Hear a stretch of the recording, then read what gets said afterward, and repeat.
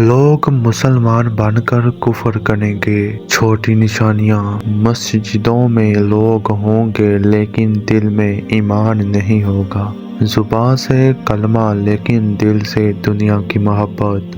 یہ وہ دور ہے جہاں لوگ مسلمان نسل لائیں گے مگر ان کے اعمال انکار کے مترادف ہوں گے۔ ایسا وقت آئے گا جب لوگ مسلمان کہلائیں گے لیکن ان کا عمل کفر جیسا ہوگا۔ بسم اللہ الرحمن الرحیم۔ بسم اللہ الرحمن الرحیم۔ السلام علیکم۔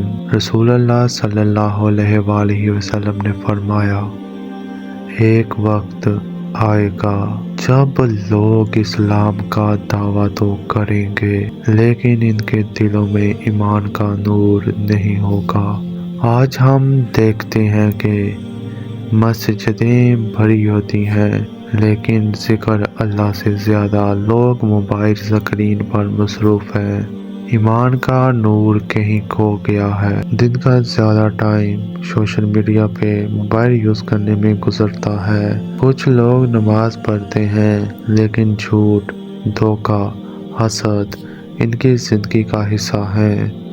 یہ وہ لوگ ہیں جن کے بارے میں نبی صلی اللہ علیہ وآلہ وسلم نے فرمایا، ان کے زبان پر قرآن ہوگا لیکن یہ ان کے حلق سے نیچے نہیں اترے گا۔ یہ نشانیاں ہمیں بتا رہی ہیں کہ ہم وہ دور دیکھ رہے ہیں جس میں لوگ اسلام کے لباس میں فتنہ پھیلا رہے ہیں۔